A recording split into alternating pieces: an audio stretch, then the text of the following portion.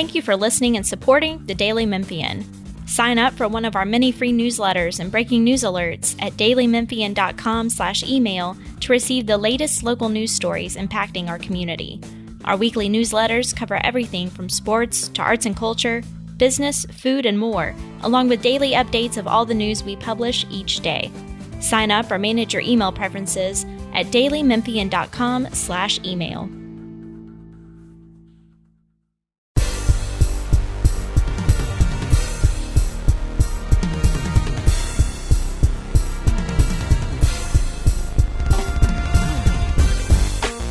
Welcome to the latest edition of the Daily Memphian Tiger podcast. I'm the basketball beat writer, Stephen Johnson, joined by my guy, Frank Bonner, as always. Got another big week in sports here in the city of Memphis. The Tigers host the 23rd ranked SMU Mustangs in what is arguably the biggest game of the year. I know we said that a couple times, but the way the season's played out, anytime you're playing a ranked team at home, it's going to be a pretty big game. On the basketball front, of course, the Tigers open their regular season up on Tuesday against Tennessee Tech. So we'll also get into that. But before we do, don't forget to check out some of our other podcasts. Jennifer Biggs hosts Sound Bites, Eric Barnes hosts The Sidebar, and our guys Chris Harrington and Drew Hill record the Grizzlies podcast every single week. You can find all of these in the Tigers podcast anywhere you get your podcasts, Spotify, Apple, and dailymemphian.com, of course. Well, Frank, let's jump right into it. I would say the biggest game in program history was 2 years ago against SMU. I believe they were ranked at the time at home. So now in 2021, 2 years later, the Tigers haven't had the season they've wanted, but they now have another big opportunity where if you go in and you potentially beat a ranked SMU team, it could kind of change the outlook of the season. I guess what are you most looking forward to when the Tigers face the Mustangs on Saturday? Well, obviously you got to look at the quarterback, seeing if Seth Hennigan is going to be healthy. If not, what can they do to get Peter Parrish more comfortable throwing the ball in that offense? And so I think for Memphis, that's just kind of going to be what it comes down to is, what's your quarterback situation looking like? So what is the latest on that situation? Do you think, if you had to make an educated guess, I would say, do you think Seth plays or you think he's still maybe a week or two away? My educated guess, I would guess that he's a week or two away, and even if he does play on Saturday, he's not. My guess would be that he's not 100%, because talking to Silverfield on Monday, he was saying that Hennigan wasn't 100% participant in practice to that point like they had hoped, and so what's that? 6 games or 6 days before the game, he's still not a full participant in practice. Would lead me to believe that maybe he's not going to be a full go on Saturday. And we know Seth Hennigan missed the last game the Tigers played at UCF. Memphis only scored 7 points. I can't remember probably the last time that the Tigers didn't score double digits. What do you think the offense could maybe have experimented with over the bye week to maybe get Parrish a little bit more effective for SMU?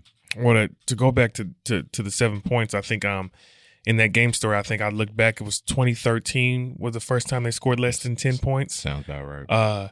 But in terms of the game plan, if you look at what they did against UCF, I know they did a lot of RPOs, but the running backs weren't a big factor in the run game. It was mainly Peter Parrish, and so you've got to still figure out how to get your running backs involved in the run game, and then you've got to find a handful of plays that Peter Parrish is comfortable with and throwing deep. I mean, they struggled to throw the ball anything farther than a few yards here and there. So I think if Memphis can find some positive yardage and some deep shots, that will open up the run game and the RPO, and maybe, they can make something happen.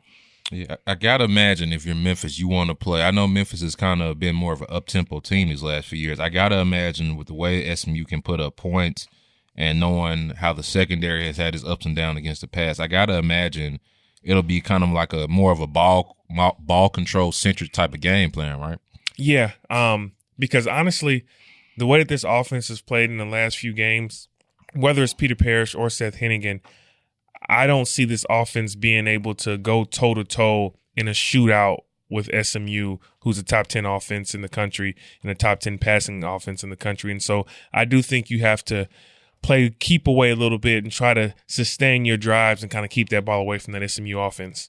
I guess at the end, though, the points weren't too bad. I think Memphis gave up about 30 points, but their receivers really gave Memphis a hard time. One guy was Reggie Robertson Jr., who actually got hurt. I think he had close to maybe 200 yards against the Tigers last year. He's back for another year. What makes this SMU offense so dangerous in your mind? I think it's the balance. I mean, you look at this will be the third offense that Memphis has played that's currently in the top 10 in passing.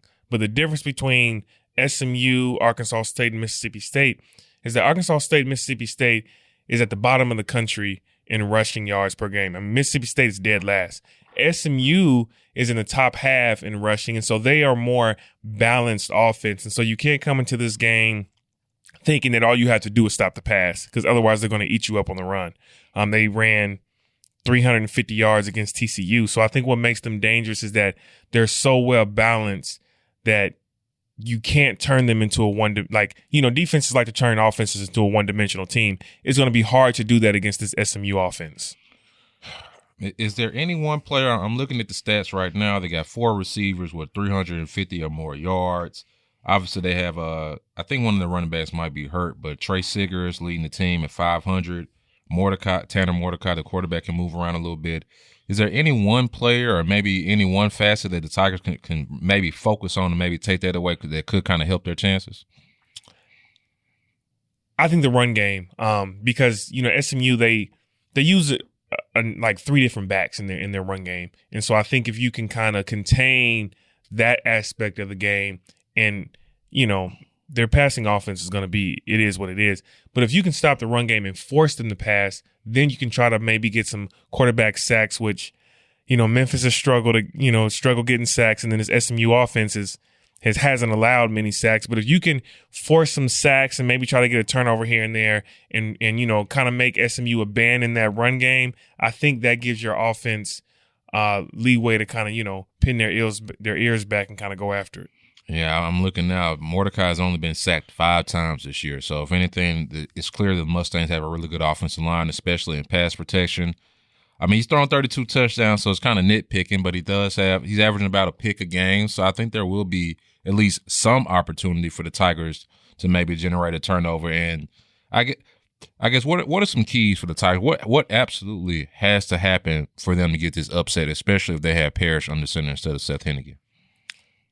Well, the defense has to do their job in trying to contain this SMU offense as much as possible. They can't allow, some games they get into situations where they allow a deep ball or a big play here and there to let a team score like they did. I think it was against Tulsa where they scored, in 27 seconds and 3 plays. Like, the defense can't allow that, right? You have to make SMU offense work for everything they get. We know they're going to put points on the scoreboard, but you can't give them anything easy. And then on the offensive end, obviously protecting the ball. They've done a better job protecting the ball as of late, but protecting the ball, you can't give this SMU offense any free possessions. And then you've got to, honestly, you've got to find innovative ways to put the ball in your best player's hand. And, Calvin Austin, Sean Dykes.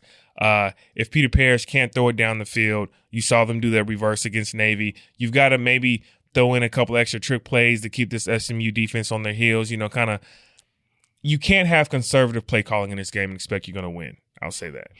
Absolutely. So we definitely know SMU had the big plays last year. Robertson, who actually finished with 243 yards and touchdowns of 70 and 85 yards.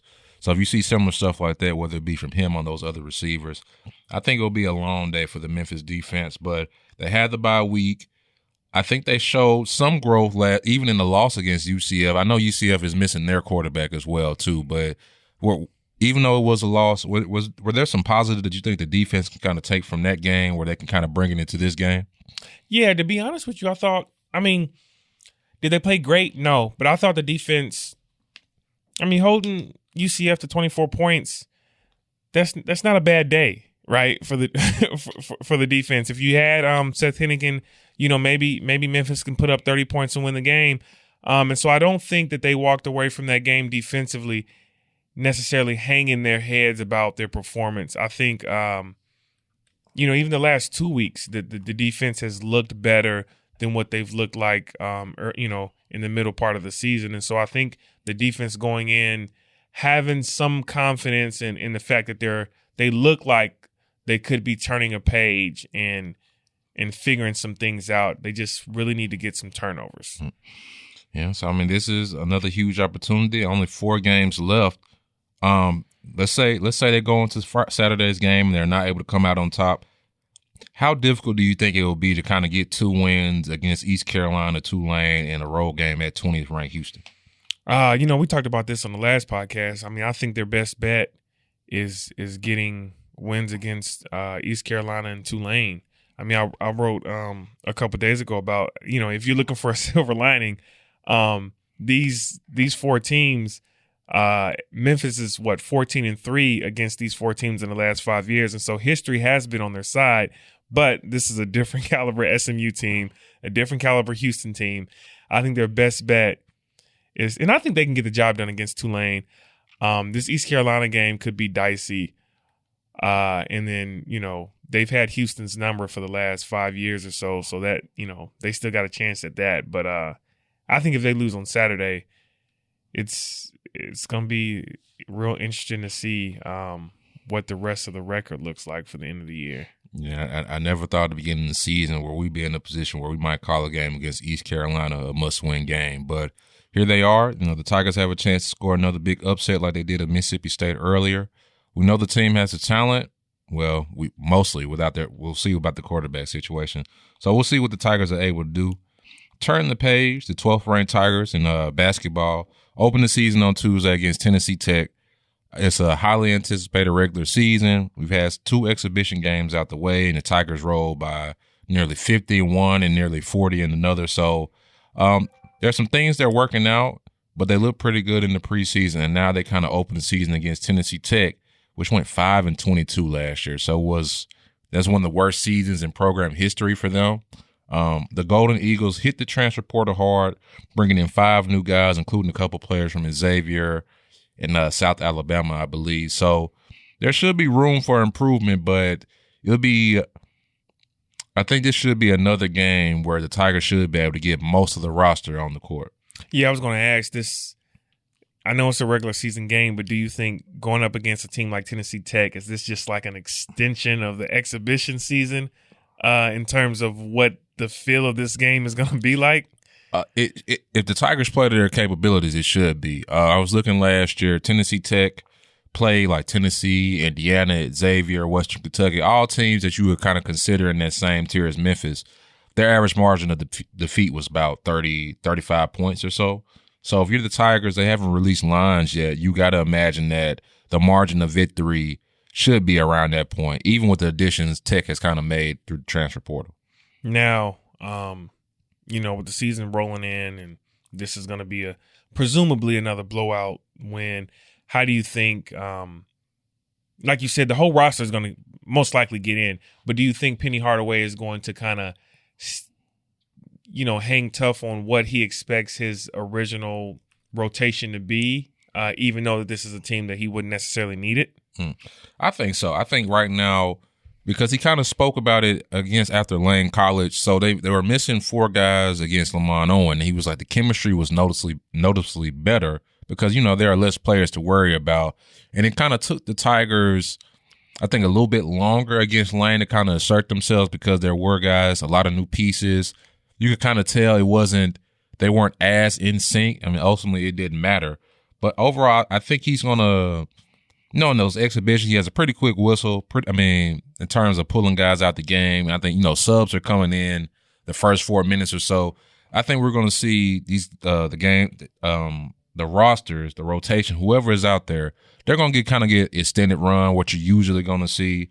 And they kind of have, I don't want to say 2 tune-up games, but against Tennessee Tech and then against North Carolina Central next Saturday, you got to imagine these are the games you can roll in. And I think those 2 games kind of be the last pieces of the puzzle for Penny to really decide when we play at St. Louis and eventually at Virginia Tech and all those other teams, who are going to be the top 9 guys I play. He said 9 or 10, but we know in actuality, most of the times that rotation is really going to be closer to 8.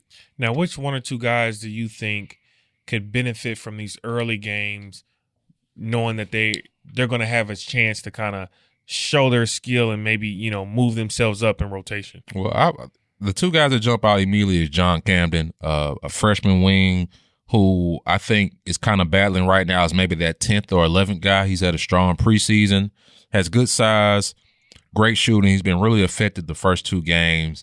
And I think he might have been a guy that has maybe surprised the staff with a little bit early with how ready he is to play. So if he's able to come in against Tech and then against North Carolina Central next week and have these productive games, it's going to help him gain the trust of the coaching staff that he'll be able to play in some of those high stakes games.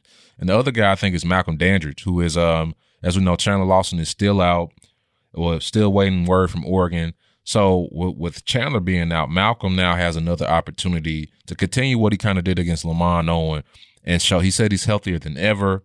The Tigers are going to need another true big to kind of sub in for DeAndre Williams and Jalen Dern. So I think those two guys, Malco and John Camden, are the guys that could really benefit from a strong game Tuesday and next Saturday against North Carolina Central. Now, I hate to be the Debbie Downer again and bring this up for a second podcast, but looking at what happened with Oklahoma State and their appeal, not going their way, getting the postseason ban, does that make you any more concerned about what could happen with Memphis and the James Wiseman situation? It's a reminder that you don't really know what to expect from the NCAA and that they can be really punitive over sometimes small infractions. I think I was listening to the coach from Oklahoma State said that one player received $300, not a recruit, anything like that. I'm not too familiar with the case, but from the general consensus is that this was the NCAA kind of being very overbearing. But at the same time, Memphis is kind of another division. The IARP is handling Memphis' case. So we really don't know. Like, this is going to be the first case. This should be the first case they rule on. So we don't really know. I don't really know what to expect. And when you kind of, in the grand scheme of things, with some of the other cases they're looking at, we're talking about FBI, we're talking about level 1, level 2, but accusations and things like that. Will Wade's allegedly on wiretaps and things like that. And Penny's situation was this player received money from a quote unquote booster that wasn't the coach at the time of Memphis. So, and Memphis played an ineligible player for a couple of games. So it's tough. In theory, I think you would think in a reasonable situation, there's probably gonna be a suspension for Hardaway. Maybe you lose a scholarship and there's a fine or something like that. But at the same time, you never really know with the NCAA, especially when we have a brand new entity going to make their first ruling on the Tigers case. So it doesn't inspire a lot of confidence, but you just got to try to remember that the two cases are really separate and they're being kind of handled by two different entities as well, too. Yeah, I think at the end of the day, as long as Memphis dodges the bullet of a postseason ban, I think they'll be able to get through whatever penalty they have. Yeah, I think that's the general consensus of the city. Really, I don't know if the penalties will come down this year, but if they did, let's say Hardaway is out, 6-game suspension. Between Cody Toppert and Larry Brown, you have more than enough experience on the bench to where they could kind of fill in for his spot, and the team should miss a beat. But I just think the worst case scenario, of course, would be come March, conference tournament time, or just about, and then the ruling comes down that Memphis will be banned from the postseason. And that would be obviously the worst case scenario. That wouldn't be right for the kids. But I think just a lot of time the NCAA has kind of shown that they're not really in the best interest of the student athletes because these kids on Oklahoma State really got punished. They're the ones that have to bear it, not really the coaches or the people involved that have to. So now they have to kind of pay the price for the mistakes of others. And in this case, it would be Imani Bates and Jalen, these other guys, really paying for something that happened 4 years ago before Penny was even the coach at Memphis. So it's tough, and I think that's why a lot of fans is really they just want to get it out the way. Whether it's going to be bad or whether it's going to be mild, let's just get it out the way so we can move on to the next chapter in Memphis basketball. Now, going back to the basketball court, I know it's hard to take away much of anything in these exhibition games when you're playing teams that you're blowing out. But is there anything that you saw that would give you reason to be concerned when they play, when they start getting into conference play of things that may be hiccups for them? Just it's turnovers. They cut the turnovers down a little bit from in the last exhibition compared to Lamont Owen. But this is a team. Turnovers have been an issue these past couple of years. I think they led the conference in turnovers last year. Still had double-digit turnovers again in both exhibition games. So as I keep saying, part of that is just the pace at which they play. When you're fast break, you're going fast all the time. There are going to be turnovers, guys trying to make that extra pass in transition. And, so I think Penny can live with those. It's just kind of those, I don't want to say boneheaded, but some of those head-scratching ones where a player's just trying to do too much or trying to make a flashy pass when he just needs to make a regular one. Those are the ones I think Penny really wants to cut out. So I think right now the Tigers should be better on offense, but they just want to keep those turnover numbers down, and you don't want to average 15, 16 a game like you've been doing the past couple of years. Well, you got Memphis football on Saturday and then Memphis basketball on Tuesday. It'll be a busy couple of days for Memphis fans. All right. Thank y'all for joining us for the latest episode of the Daily Memphians Tiger Podcast. We'll see y'all next week.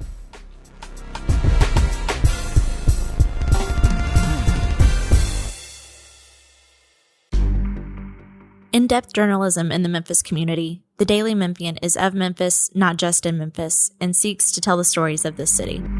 TheDailyMemphian.com. Truth in place.